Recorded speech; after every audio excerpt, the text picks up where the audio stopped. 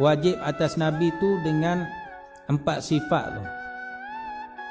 Jadi antara dia Nabi tu dia tak khianat. Tu sebab Nabi-Nabi, Rasul-Rasul tak ada sikit pun syirik pada Allah Ta'ala. Sebab apa? Sebab dia mempunyai 4 sifat yang wajib tu.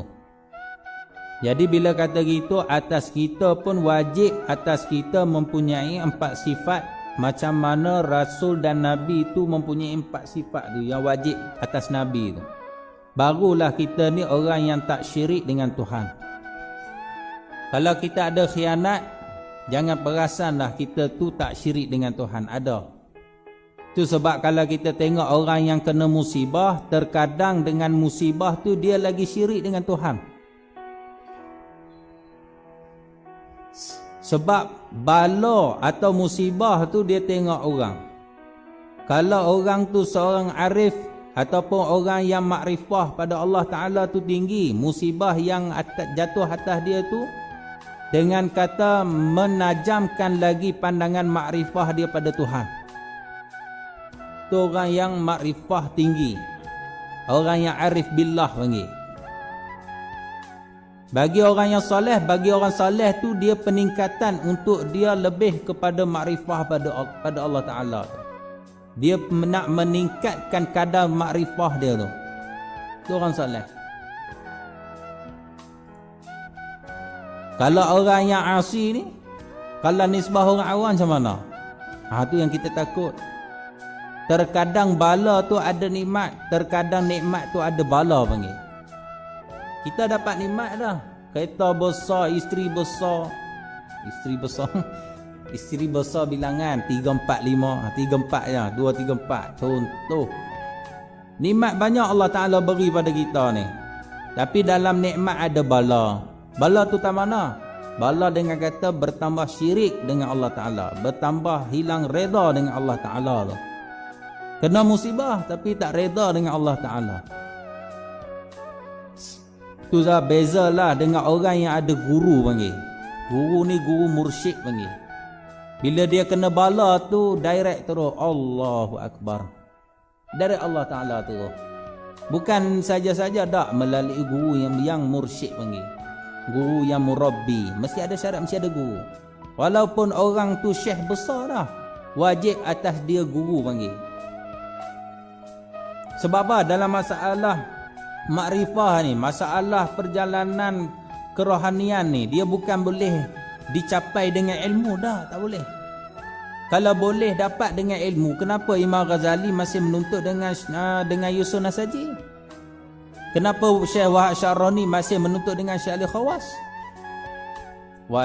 Padahal Imam Ghazali dah sakan sungguh. Kalau katalah pada zaman dia tu, kalau ulama lain semua dah, orang kata apa? Dengan kata tak ada hujah lah. Bahas kalah, ulama habis kalah. Last mesti pergi kat Imam Ghazali. Tu sebab dia dapat gelaran Hujatul Islam. Mana kata apa mesti ke dia. Last mesti dia. Dah dapat kat dia. Dia kepak. Kepak tau. Cantah sedah. Cantah habis. Sebab apa? Ilmu dia tinggi panggil. Walah dia hebat dah. Tapi kenapa dia perlu menuntut juga ilmu tasawuf ataupun ilmu kesufian tu dengan Yusuf Nasaji? Walah Yusuf Nasaji ni seorang tukang kasut ya. Tukang kasut je pun. Yang ni Imam Ghazali menuntut dengan tukang kasut.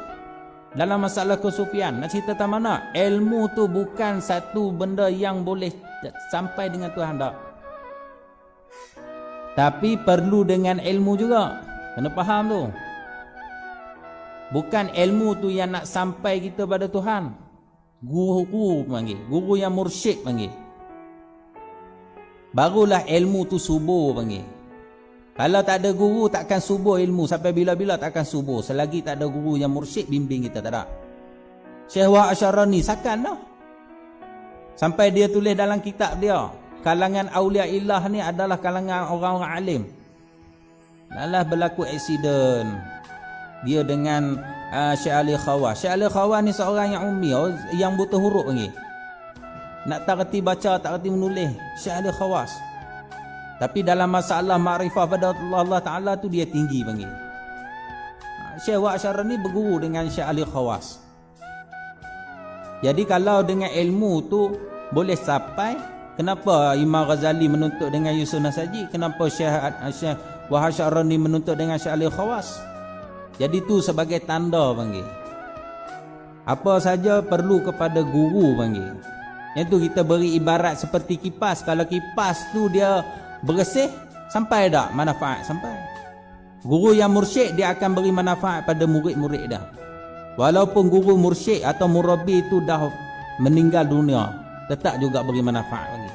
Tanak dia tu. Tu sebab dalam masalah tarikat, wajib dah bertarikat, wajib.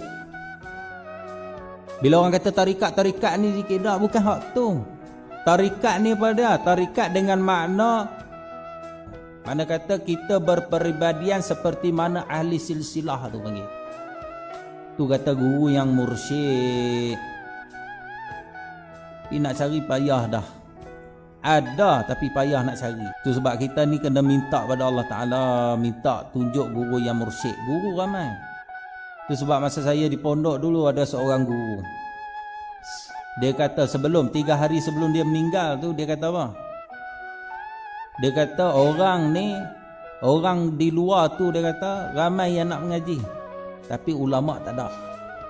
Dia kata orang di luar tu ramai nak mengaji, ulama tak ada. Kalau kita tengok sebagian ustaz-ustaz tu, kalau dia mari masjid surau tu penuh parking, orang penuh surau, masjid penuh. Tapi kenapa dia kata orang ramai nak mengaji tapi ulama tak ada?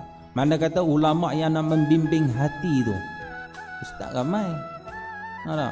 Tapi yang nak membimbing hati, nak mencut hati tu, membawa hati manusia kepada makrifah pada Allah Ta'ala tu. Waliman khafa maqama rabbih jannatan. Orang yang takut pada Allah Ta'ala tu dapat 2 syurga panggil.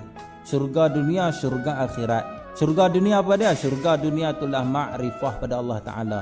Siapa dapat syurga dunia, syurga akhirat tu confirm dah.